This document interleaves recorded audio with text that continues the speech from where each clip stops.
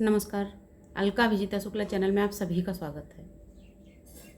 जब कोशिशों की ऊंचाई अधिक होती है तो किस्मत को झुकना पड़ता है। ये बिल्कुल सत्य है, क्योंकि जब हमारे प्रयास तेज होते हैं तो रुकावटें कमज़ोर हो जाती हैं। जब आत्मबल मजबूत होता है तो समस्याएं छोटी हो जाती हैं और कमज़ोर हो जाती हैं, क्योंकि जितना ही आपका आत्मबल मजबूत होगा उतनी ही परेशानियां कमज़ोर होती चली जाएंगी। ठीक उसी तरीके से हमारे प्रयास होते हैं, हमारा हौसला होता है। जितना ही हमारा हौसला बुलंद होता है और हमारे प्रयास जितने ही तीव्र होते हैं उतनी ही रुकावटें पीछे होती चली जाती हैं। और वहाँ पर लोग कहते हैं ना कि किस्मत, तो जब आपका हौसला बुलंद है, आपने कुछ करने की जिद ठान ली है, तो वहाँ पर किस्मत को भी झुकना पड़ता है। इसलिए सच ही कहा जाता है कि जहाँ पर प्रयास की ऊंचाई अधिक होती है वहाँ पर किस्मत को झुकना पड़ता है। अक्सर ऐसा होता है, आपने देखा होगा, बहुत से उदाहरण ऐसे हैं कि कभी कोई व्यक्ति जो कि सिर्फ छोटे से खेत में काम करके अपना जीवन यापन किया करता था, या एक छोटी सी 2-4-10 हज़ार रुपये की नौकरी करके अपना जीवन यापन करता था, अपना परिवार चलाता था, उसके बाद में अचानक से एक दिन आप देखते हैं, जब उससे बहुत दिनों के बाद आप मिलते हैं, आप उसको देखते हैं वो एक बहुत ज़्यादा सफल इंसान बन चुका है। कभी जिसको आप एक 2-4 या 10 हज़ार रुपये की नौकरी करते हुए देख रहे थे, उसी व्यक्ति को कुछ सालों के बाद, 5-7 या 10 सालों के बाद आप देखते हैं तो आपको पता चलता है कि वो व्यक्ति आज 10 फैक्ट्रियों का मालिक है, या उसके 10 पेट्रोल पंप चल रहे हैं, या कोई भी बहुत बड़ा कारोबार उसका चल रहा है। तो वो एक दिन में नहीं होता। देख के थोड़ा सा किसी को ताज्जुब तो लग सकता है, मगर इसमें कोई ताज्जुब की बात नहीं होती है, क्योंकि जो व्यक्ति सामने से सिंपल दिख रहा था कि वो सिर्फ नौकरी करके अपने परिवार का गुजारा चला रहा है, तो वो हमें तो दिख रहा था कि वो केवल नौकरी करके गुजारा चला रहा है, लेकिन नौकरी के साथ साथ वो परिश्रम कितना कर रहा था, वो लगन से कितना लगा हुआ था, और वो कितनी मेहनत के साथ में, कितनी लगन के साथ आगे बढ़ने की सोच रहा था, और उसने किस तरीके से इतनी कामयाबी हासिल करी, ये सिर्फ उसी व्यक्ति को पता होता है जिसने सच में ईमानदारी के बलबूते पर इतनी कामयाबी हासिल की होती है। और जिस व्यक्ति को देखकर लगता था ये कभी आगे नहीं बढ़ सकता, उसके आगे भी किस्मत झुक गई। क्यों?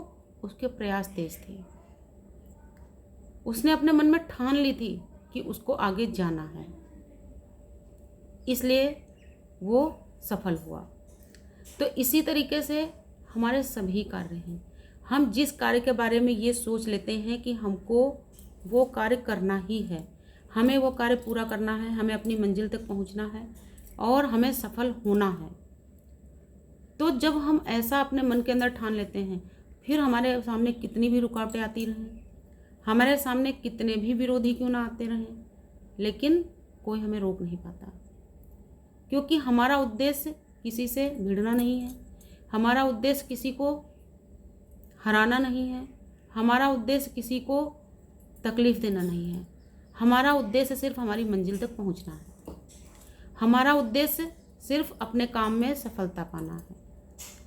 तो जब हम किसी का नुकसान नहीं सोचते, हम किसी को कोई हानि नहीं पहुंचा रहे हैं, हम किसी को कोई तकलीफ़ या परेशानी नहीं दे रहे हैं, तो भगवान भी हमारा साथ देते हैं और हमारे रास्ते अपने आप प्रशस्त होते चले जाते हैं, क्योंकि जिसके साथ भगवान होता है उसका रास्ता कोई नहीं रोक सकता, और भगवान हमेशा सच्चे, नेक और अच्छे लोगों का साथ देते हैं।